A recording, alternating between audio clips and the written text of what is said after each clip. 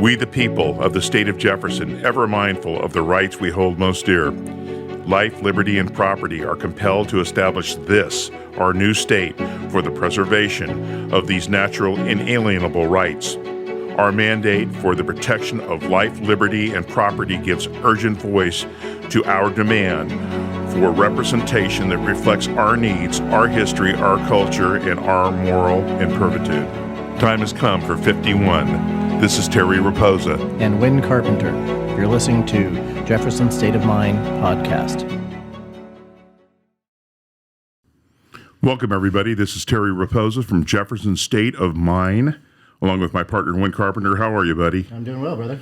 And we're here today with a very special guest, Will Ostan. And Will is a retired major from the Army. He has some great things he's going to talk about today. And one of the things we're going to talk about is something that's near and dear to his heart, and that's the veterans. And you have a couple of different organizations which you lead. Could you tell us a little bit about that, especially the Arc of Justice? Love to hear about that. Sure. Well, and thanks so much for having me, guys. It's really a joy to meet you, and I'm excited to talk about this. So the first organization I lead is a 501c3 nonprofit organization called Arc of Justice, Advocates for Wounded Warriors. And I want to explain the nomenclature very quickly on that. So Dr. Martin Luther King Jr. said, we shall overcome because the arc of the moral universe is long, but it bends toward justice. And then if you go on to arcofjusticeusa.org, you can see we have a Spartan shield on there from the Spartan 300. So I wanted to take the warrior ethos from what's considered antiquity's greatest violent warriors and combine it with modernity's greatest nonviolent warrior, Dr. King. So that informs everything that we do. Wow. And what we do is twofold. So I was medically retired from the military after 12 years of honorable service on September 11th, day of all days, 2019. Wow. And what I experienced in the medical separation process was a problem, which we'll get to a little bit later. But what I do is I represent clients, active duty, wounded warriors going through the same process. It's called IDES, I-D-E-S. And I represent them pro bono, trying to get them a good outcome so that they can have a better life as a veteran. You know, when they get out, I'm trying to actually prevent problems, for the VA and other nonprofits who help them. It's preventative medicine, in other words. Mm-hmm. And then the other thing that we do is, it's a starfish theory. So I've thrown 52 starfish back into the ocean, metaphorically. But we're also trying to pass something called the Wounded Warrior Bill of Rights in Congress. And if that happens, then we're going to get a tidal wave of justice to come and sweep all the starfish back into the ocean, because it's going to fix this gap that currently exists, which we'll talk about in a few minutes. Now, what was it that prompted you to do this? So it was my personal life experience. So I deployed twice. I served with elite infantry units as their JAG combat attorney advisor. And in Afghanistan, I served with Navy SEAL Team 5 and then Green Berets from 1st Battalion, 7th Special Forces Group. And while I was in Afghanistan, we were in Kandahar. The doctors don't really know, but they think that I was exposed to something called an environmental toxin. It could have been from the burn pits there. It could have been from bad goat stew, bad tea during one of our shuras with, local tribal leaders. They don't know, but it triggered something called Behçet's disease, which nobody's heard of in the West. But it's basically a terrible, blood-based rheumatological disorder. And they actually thought I had AIDS. I had broke out in these terrible, leper sores all over my body starting in 2016. Wow. So it went undiagnosed for a while until 2018. And an organization called Defense Health Agency was congressionally created on January 1st, 2018 to take over management of all the active duty wounded warriors. Okay. So going back to 1775, General George Washington, Continental Army, all wounded warriors for 245 years of unbroken military tradition had the ability, if they were being mistreated in any way, they could use what's called open door policy with a military commander. Okay. Well, in 2018, that stopped because Defense Health Agency took over. I was diagnosed with Behçet's disease on January 2nd of 2018. So I was the tip of the spear for this new, organization managing us. And so I was supposed to, listen, the military is not a welfare state. So if I couldn't recover from Behçet's disease in a manner where I can still carry a weapon and carry a heavy rucksack and deploy to war, well, I'm going to walk away. Even though I'm 8 years away from, a fully vested pension, I'm going to walk away because we can't have sick and wounded soldiers who can't do their duty on active duty. Right. Sure. Right. But you're supposed to get, with Behçet's disease, up to a year to try and get healthy. And I'm a fighter. If there's anything I am, I may be stupid, but I am a fighter. And I wanted to fight to get healthy. Yeah. and I had a lot of experience in unconventional warfare with special ops units. So, maybe I wouldn't have been the tip of the spear in terms of like, okay, going to Ukraine anymore, but I could have gone to maybe West Point or Special Operations University in Tampa and trained the next generation of JAG attorneys to advise combat commanders in real-time troops and contact situations. So that's all I wanted was that year. I met with a Defense Health Agency bureaucrat. They made a simple math mistake because I had started showing symptoms in 2016. She thought that I had been basically malingering for the last 3 years, taking advantage of the system. And so she immediately started the process to kick me out. So then I met with her. I said, no, ma'am, my diagnosis just came, recently. She looked up her little computer. She's like, oh, you're right. I felt instant relief, gentlemen. I'm like, okay, great. I'm going to get my ear. I'm going to go to Johns Hopkins, the best of the best medical professionals. And she said to me, and I said, okay, great, ma'am, then please disenroll me. And she said, I'm not going to do that. And normally I'm not speechless, but I was speechless. And I said, wow. Why? And she goes, because I say so, you're just a number to me. Wow. That's exactly what she said. And so I didn't realize it at the time, but like what happened is with DHA taking over and then this other thing, the perfect storm. So at the time, Secretary of Defense Mattis, and I actually agree with this policy. I'm not maligning it, but it's unintended consequences from it. He passed a policy called deploy or get out. So if you're not healthy with up to 1 year to deploy, then you have to get out of the military. So since 9/11 till 2018, we've had the same service members, men and women, less than 0.5% of the country fighting the nation's wars. Nothing wrong with that. That's just how it's been. Yeah. Mm-hmm. But they've tried to keep us all in because there is no draft and there is no people joining us, and we were engaged in 2 theaters of war. Well, the pendulum swung 180 degrees in the other direction in 2018. They were like, we're going to start kicking you out. And that's to get ready for a near-peer war, possibly with Russia and China, where you need everybody healthy to go in a disaster situation.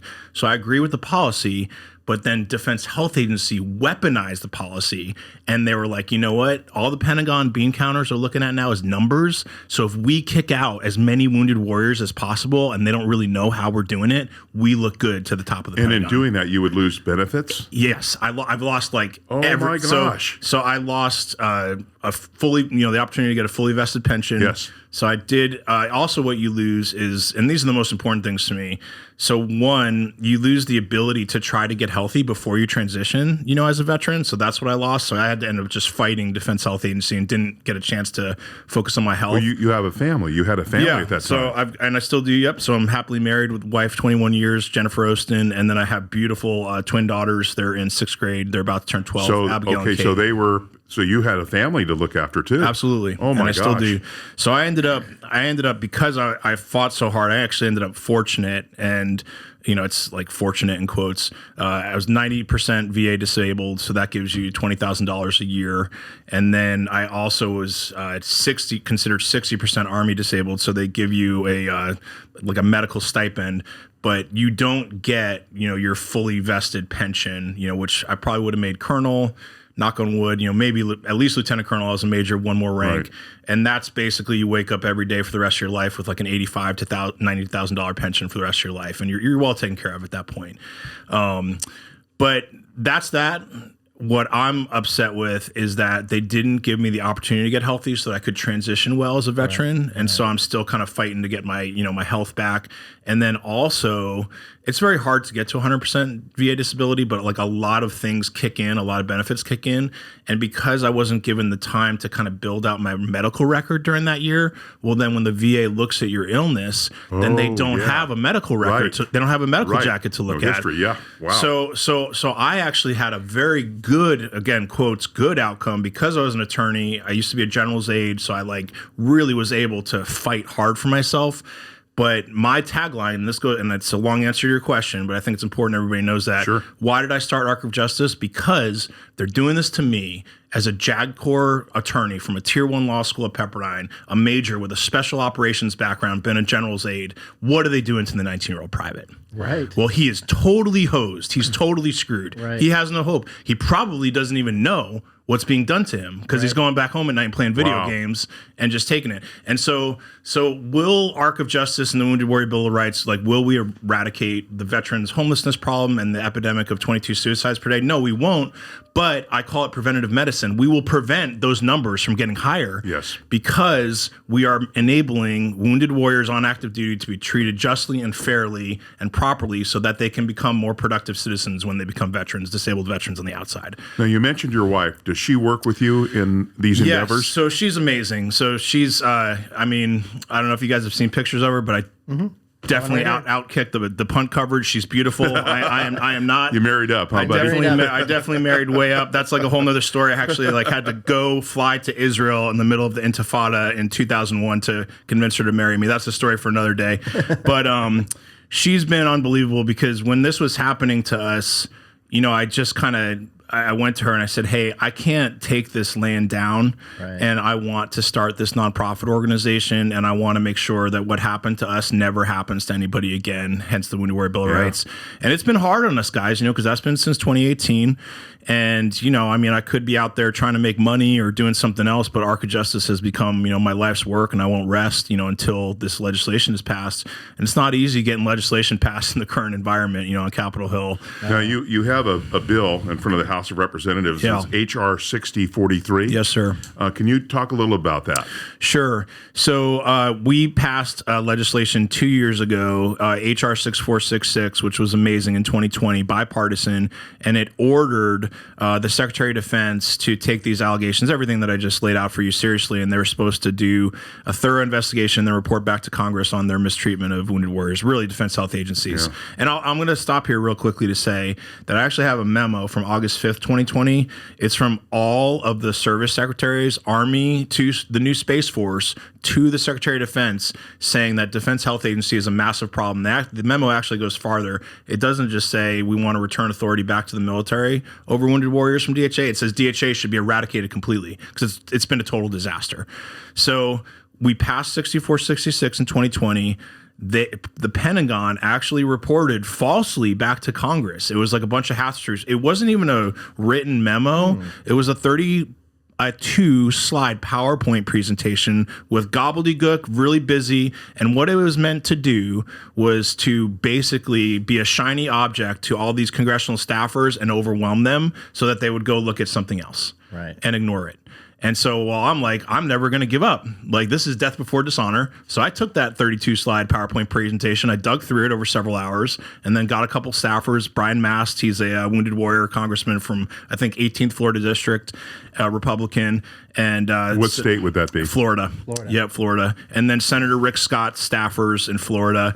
And I just said, hey, guys, this is not true. So that was actually the best thing that could have happened for our mission, because that was the impetus for them to be like, you know what? We are going to draft 6043 and pass a Wounded Warrior Bill of Rights. And then that's not just a reporting requirement, because 6466 in 2020, that was just a reporting requirement. Gotcha. Still huge that we have bipartisan legislation, but ultimately it doesn't fix the problem. So it's like, people are like, you've succeeded, you can go fundraise, you pass legislation. I'm like, no. Like, it can look like that. And to people who don't follow politics, it can look like I'm successful. I will not rest until authority is back in military commanders' hands over their wounded warriors. And that's what the Wounded Warrior Bill of Rights 6043 does. Can you give us a few highlights on 6046? 6466 or which one? 6043, excuse me. 6043. Yeah, give me a few highlights on that. Yeah, so it does two things. One which we've discussed. So it literally takes authority away from Defense Health Agency that they've had in 2018 over active duty wounded warriors, and it returns it back to the military services. Because there should never be a time in a service member's career where a military commander does not have control over them. Right. Like, they have the authority to send us into harm's way where we can get dismembered or die or whatever else. It is ridiculous then that they don't have control over us once we become wounded warriors from those orders. So it fixes that. I call that the gap. Fixes that gap. Then it also builds in, the second big thing is it builds in additional due process protections just to make, listen, the best leaders I've ever served with are in the military, like 98% of them, but occasionally you do get that bad toxic leader. So I just want to make sure that a wounded warrior has, due process protections, because again, if a private, like a 19, 20, 21-year-old kid is going up against like, a 30-year-old company commander, well, that can be extremely intimidating for them. Sure. So those are the two things. It's not, it doesn't like create like this new welfare state, or, it's not because we're victims, it's not about victimology. It's just about fair and just due process. And if somebody's like signed on the dotted line to put their life on the line for, what the Constitution is, Absolutely. then if they get injured in a line of battle, in a line of duty, then they should be treated fairly on their way out. Absolutely. That's what it's all about. Right. That totally is. It's a shame. We had some issues here in this county, and our Congressman Doug LaMalfa went to bat for several of the veterans who were in that type of predicament. Not quite as, not on the level that you have, of course, but it's good to know that some of our people who are in legislation can do that for us. Now, you talked about several people who've been helping you. Who've been the people who've been the kingpins that really have helped you through this process? Yeah, that's a great question. Thanks, Terry. So I'll start off with the Democrats. Unfortunately, she ran for president and lost, and then retired from the House, but Tulsi Gabbard. So she was our big Democratic support in 6466 in 2020. I have stayed in touch with her team in Hawaii, and they are helping me however they can. But obviously she's not there. So she actually, because the way it works, obviously, because Democrats are in control of the House and Senate right now. So in 2020, I needed, even though I had strong Republican support, which I'll get to in a second, I needed a Democrat to do what's called an en banc amendment to this National Defense. And she did it. And that's like so hard to do. And she made it happen. So I wish she was around now. So right now, unfortunately, we don't have any Democratic support. I've reached out repeatedly. I've reached out to Senator Kirsten Gillibrand's office in New York, Senator Tammy Duckworth's office in Illinois. But I think since January 6th, like, they're just not playing well in the sandbox. They just don't, even though this is completely a bipartisan issue. Democrats just support it 100%.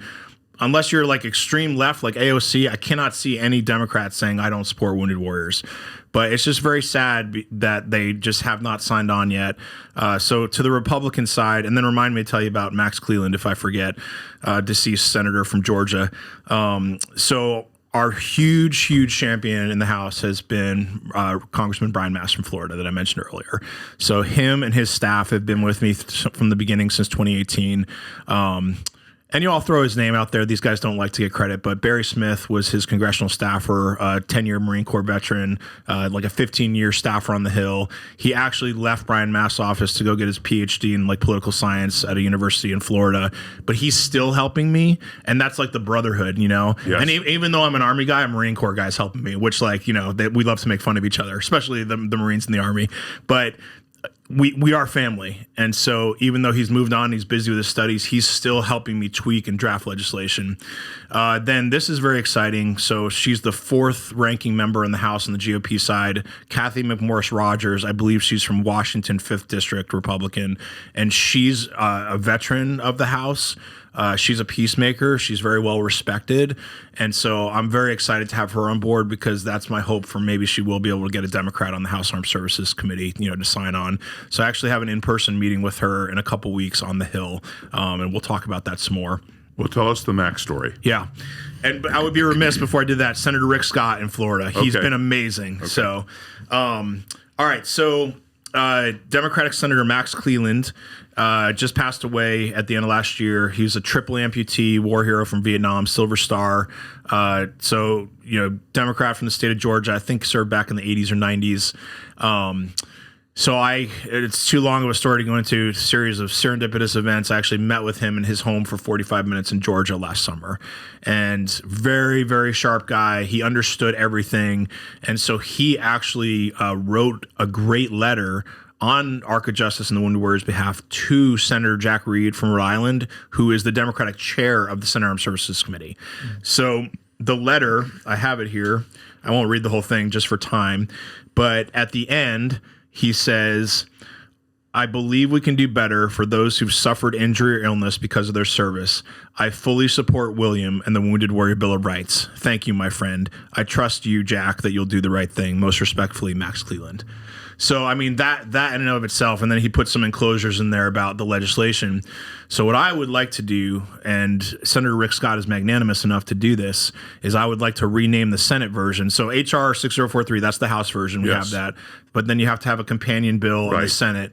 And I would like to rename the Senate one, the Max Cleland, the Max Cleland Bob Dole Wounded Warrior Bill of Rights, because Bob Dole just passed away. So you got a Democrat, you got a Republican, 2 wounded warriors, both who went on to serve their country honorably in the Senate. I have some inroads into Senator Elizabeth Dole because my wife is an Elizabeth Dole fellow.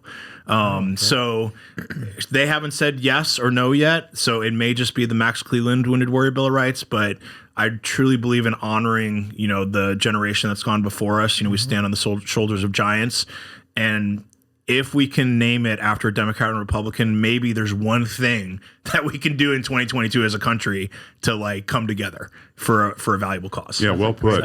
Great idea. And I'd like you to elaborate a little bit more on what your wife does and her role with all this. Yeah, thank you, Terry. And also, I want to let you know, you don't have to be rushed. Okay. I will let you go 5 minutes after this segment, whatever you need, brother. Okay. So thank you. It's what you need. Okay. Thank go you. ahead. I appreciate that.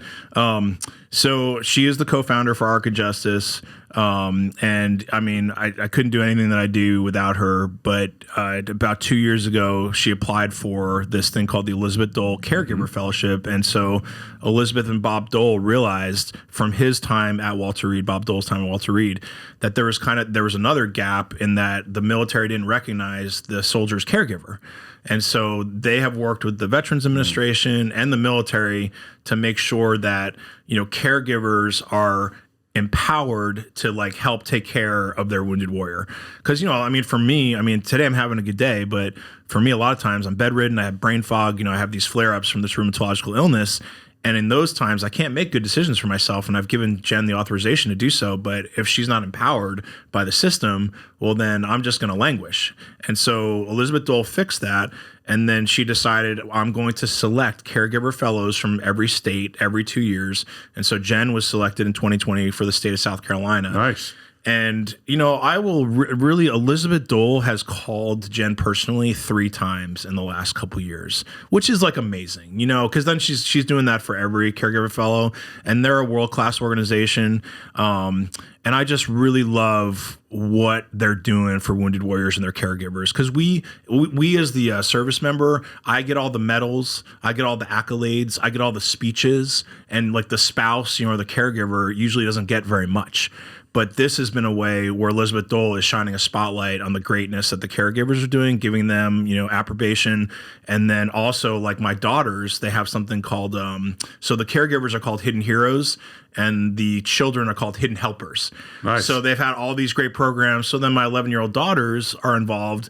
And actually, my daughter Kate wrote, and I don't know, maybe we'll cover this in the second segment, but she wrote this great letter to President Trump.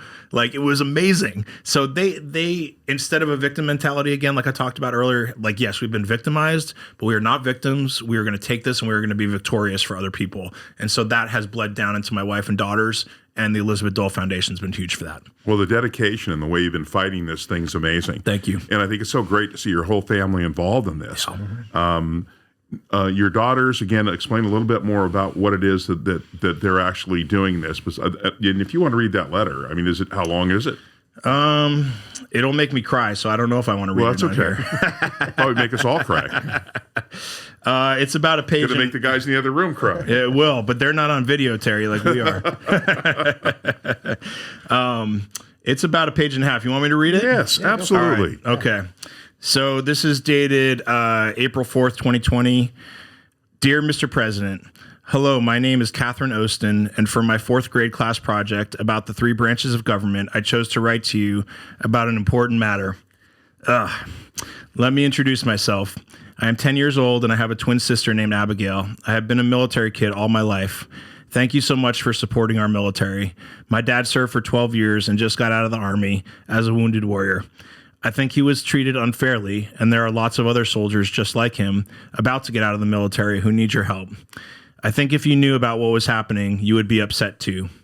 One thing I love about my dad is that even though he was treated badly, he made something good out of it.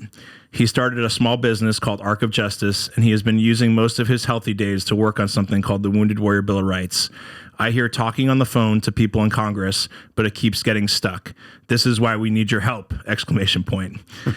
Will you take some time to go to our website, arcofjusticeusa.org? You can find it there and read all about it. It would mean a lot to me and my family if you stood up to do what's right. I hope to hear from you soon, Catherine. P.S. I included a picture of me and my family. That's awesome. Isn't that great? That's awesome. From a 10-year-old. That's awesome. It's so great. So they, kids are, as you guys know, they're like sponges, and Oh, yeah. they catch everything. We teach them so much with words, but it's what we do. And so that's why I tear up at that letter, because it's like, okay, for the rest of her life, no matter what happens with the Wounded Warrior Bill of Rights, and I do believe it's going to be passed, but at least she's seen her dad fight for others, and that's a huge lesson for all of us. So very, very proud of her and my wife and other daughter Abigail. Being a fly on the wall like that is very good. Yeah, she's going to go your daughters are going to go places. That's for sure. They are. They're brilliant and beautiful, and I can't wait to watch to be along for the ride. There you go. No. That's awesome. It's funny when you stop and think about children and how the wisdom that they have. Yeah. At that age, there was one incident in New York where there was a bridge that was kind of low, and a truck went under there and got stuck.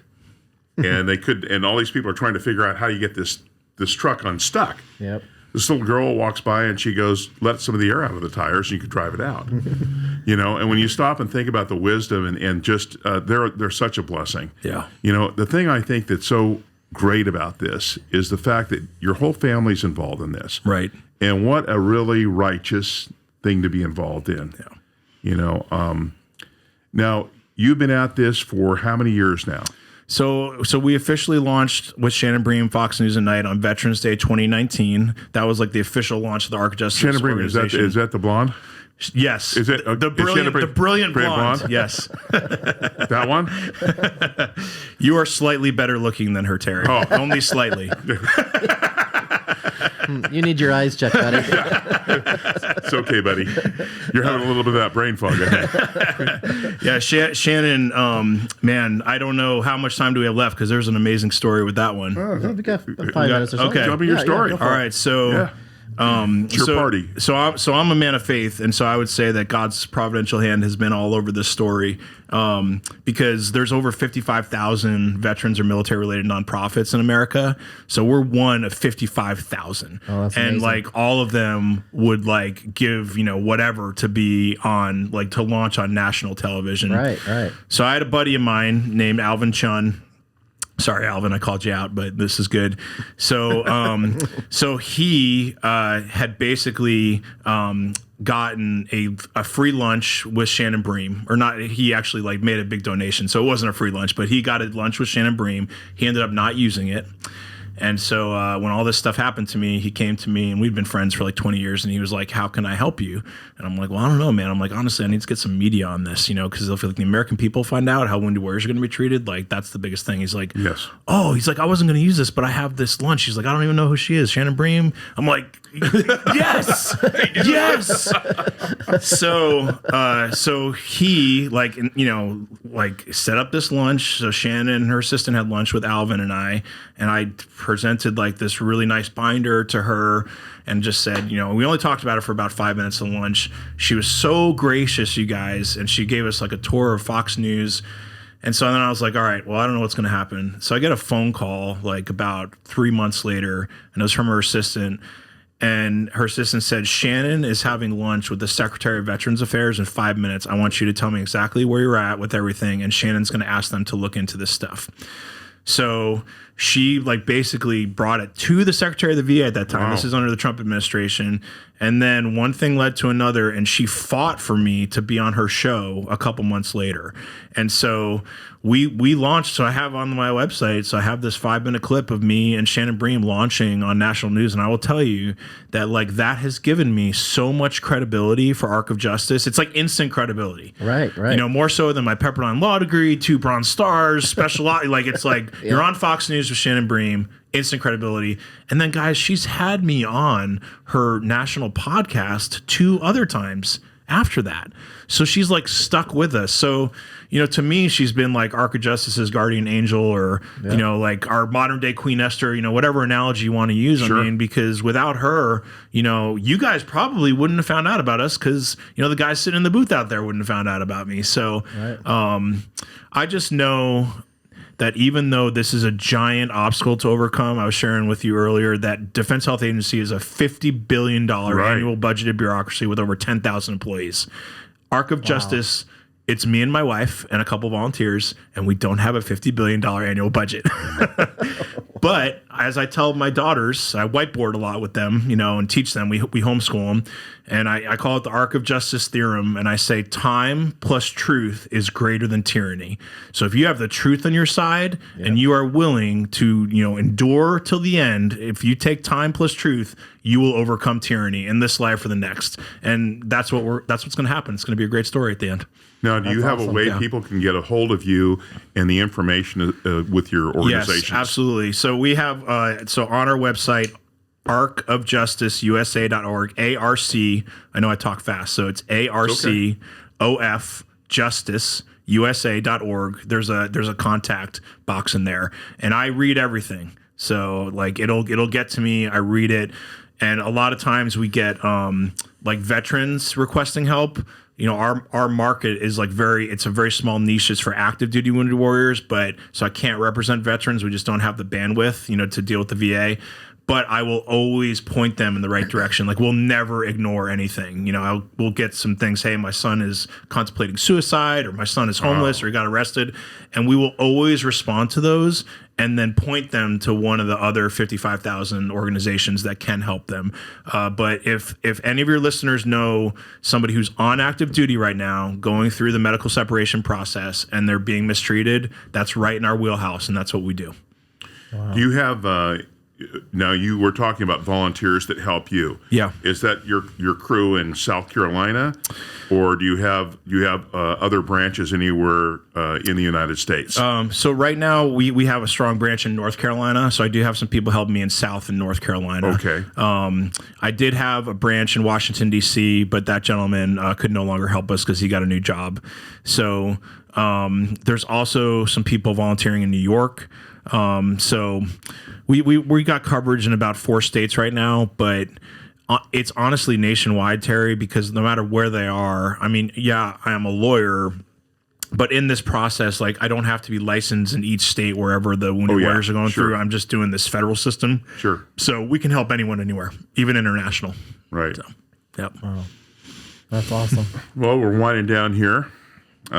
So our second segment, I'm excited about that. We're going to get into this in a little more depth and maybe a few other things too. Sounds good. I'd like to get into a little more of where you see this going, where you think we can take this, where we can help the most, because I know there's many. All of us should have a heart for our wounded warriors. All of us should have. Yeah. So with that, Will, time has come for 51. Let's get it done. Amen. Right on.